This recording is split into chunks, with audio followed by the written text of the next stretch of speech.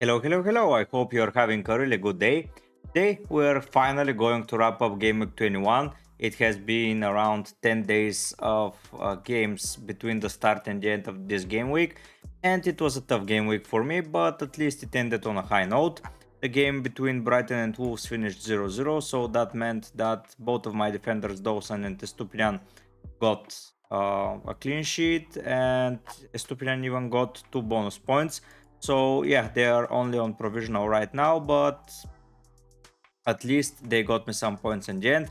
That means that all my defenders have done well, Poro, Estupiñán and Dawson, while only Palmer in my attacking lineup did something. The others got some clean sheets and that was it. I felt pretty disappointed about that. I didn't own anyone from the highest score, so that means I'm on a red arrow this week.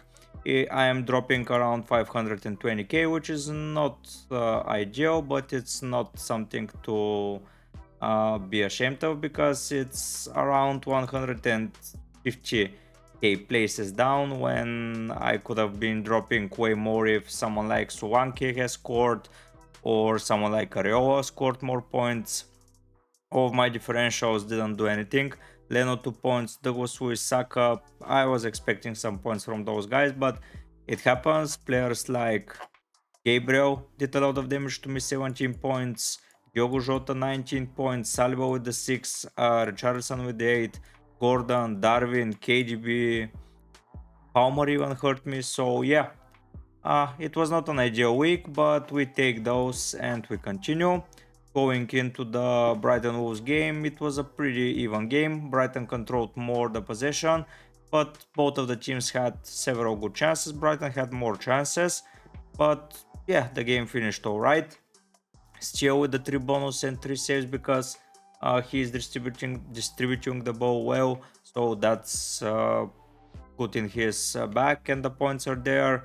Estupiñán 2-pointer, he was up top, which was okay for me because the stress was a little bit lowered because I wasn't ready for a 0-0 up until the end of the game with both of my defenders in it. So I was at least hoping for a Brighton a Wolves clean sheet to get the Dawson points as well.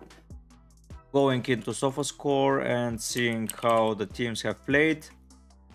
Great shout out to SofaScore, by the way. I enjoy it pretty much and I get almost all of my team analysis from there. If we go to the lineup and let's start populating, let's start with Brighton and analyzing the team. So Brighton, they will have an FA Cup fixture before the start of Gameweek 22, so we'll populate it once more. But for now, it was 0-0 draw with Wolves. Going into their team, it was a pretty standard side. I don't think they've made any changes from last week or even from...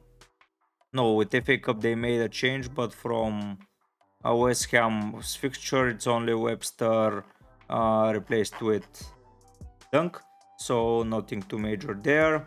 It was Billy Gilmore, Milner and Pascal. Yeah, it's the same lineup right now, so almost the same lineup, let's say.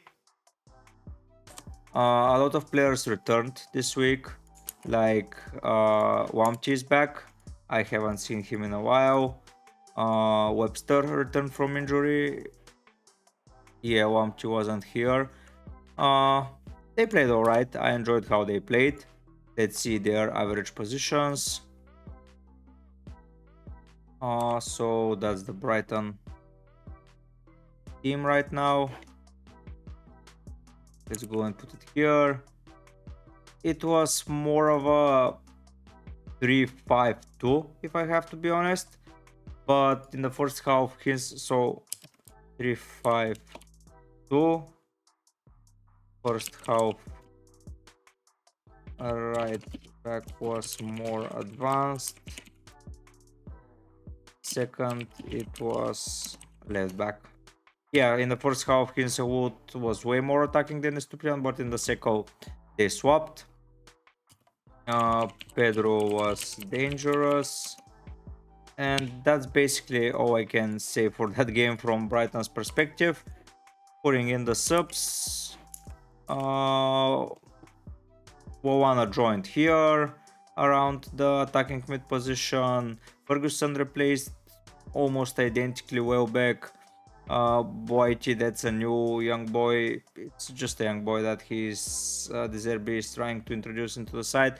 Was attacking as well. Wampty was introduced as a right wing back, so Wampty is back and was deployed as a right winger. And that's basically it from here. Going into the Wolves side. Wolves are advancing to the FA Cup, so they have a fixture as well. The lineup is a little bit different. Neto started instead of Belgrade.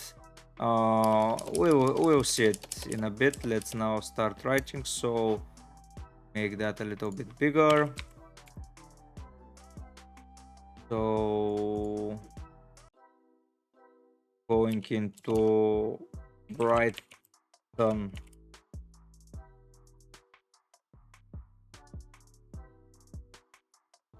Okay, putting the lineup. Let's see how they lined up. I believe it's almost the same. Yeah, Dawson was back into the side, so that's a good thing. Lemina is back. Basically, the rest is the same. Doherty, Gomez, and Belgrade instead of Neto instead of Belgrade. Bellegarde, or however you say his name. I completely butchered that.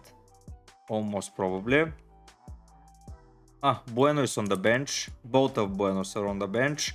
I was expecting that for Santiago Bueno, but Hugo Bueno was replaced by Doherty and he is playing there. So we go to the average positions, we go there. The interesting thing was Neto was central.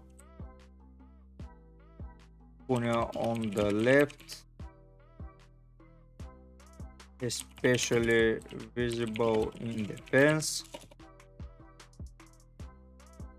It was dangerous for the whole duration.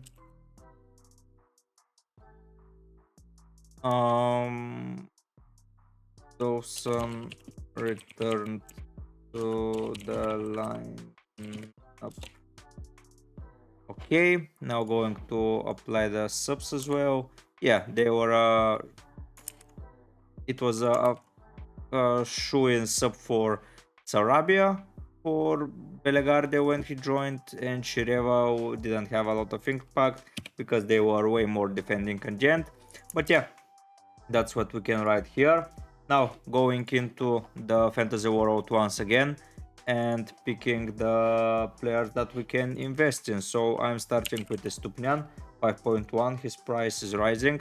I bought him for 4.9. So yeah, I'm pretty happy about my choice there. Oh no, those are the differentials and those are the transfer targets. Sorry, I have a lot of files. So we write here is Stupinan as a target. He is 5.1 M at time of recording. This list, don't be afraid because it's too big. I'm going to narrow it down for sure. Joao Pedro, 5.5 M. Yeah, I'm narrowing it down in future videos, but for now we're keeping it that way because why not? Gross is 6.5, just to have a lot of players here being highlighted and we can make the proper decision at the end. Now going to Wolves. I enjoy the Wolves defense at the minute. Let's see their defenders. Wolves. So it's Dawson, Kilman, Tochi, Nelson Semedo. So Semedo is a great option. He hasn't missed a lot of minutes. He is bound to have a return at some point. At least I want to believe in that. So yeah, Nelson Semedo is a great shout out to be put here. He looks nailed, and for the price of 4.5 you cannot go wrong there. Swash nailed center back. Stat. Wolves defender, because the fixtures, let's see the fixtures, they're not too good. but I see a lot of goals here, maybe. Okay, let's close that, and let's wrap it up. So yeah, I'm adding a Wolves defender because they're playing alright. I'm adding Neto for sure. Pedro Neto is 5.6 M or 6.5. 5.6, yeah. And Mateus Cunha for sure is another option. And we're wrapping it up there with the transfer targets. Now we are going to focus on my team selection for the next week. At the minute, I will be not considering any transfers. I'm just showcasing to you the team that I have right now. Tomorrow we're going to start narrowing down and we're going to showcase to you my transfer. Sorry about that. Yeah, let's go to pick the team. So in goal, I will be opting for Leno. Everton compared to Arsenal, I am investing in Everton as well. In form to beat Everton at home. Luton, Forest to plan, he remains there. Chelsea for Alexander Arnold, he remains there for sure. Pedro Porro, he will be part of the lineup for sure against Brentford. Forest for Saka, Bournemouth for Bowen, Burnley for Foden, who is at the minute my captain. Douglas Lewis and Watkins with Newcastle fixtures. Palmer with Liverpool. So Palmer and Arnold, I don't expect a lot of things, but sometimes this week happens, so I wouldn't be too worried. And Douglas Lewis with Newcastle was already mentioned, and Tavares with Burnley. The issue with my bench is that Archer is no longer nailed, so I may look for a place to offload him. And Tegan Riley remains not used, so he is here up until the wildcard almost for certain, as Trent is most probably returning, and I don't need a replacement right now. The issue is who I'm going to transfer out if I want to bring in someone. The biggest contender here is Julian Alvarez, and I want to replace him with Haaland if Haaland is fit. There are some pictures with him in training, so that thing is good for all the Haaland wannabes owners like me. Salah is rumored to be injured for a little bit longer than expected, for around a month. So maybe investing in a Liverpool player, but who am I selling here? Like, I'm not selling anyone ahead of those fixtures. Palmer fixture run is not looking alright, but after that it's Wolves and Palace, then it's City, Spurs. Okay, there is a potential double up here. So Brentford, Newcastle, Arsenal, I don't see a reason to sell him. Foden maybe after Gameweek 25, most probably. Not too sure.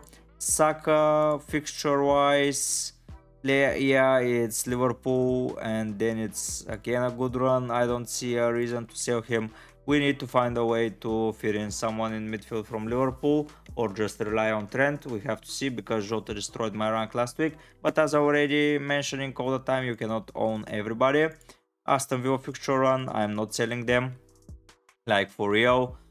So yeah, it's a little bit tricky who to bench, who to pick, and how to play the game going forward. But for now, yeah, that's the lineup. I hope you enjoyed this type of videos. Be prepared for narrowing down my transfer plans for the upcoming game week 22. It will be a lot of fun. If you want to support me, subscribe to the channel. All of your help is much appreciated. Like the video, leave down a comment, all those good stuff. But for now, guys, I'll be heading out. Bye.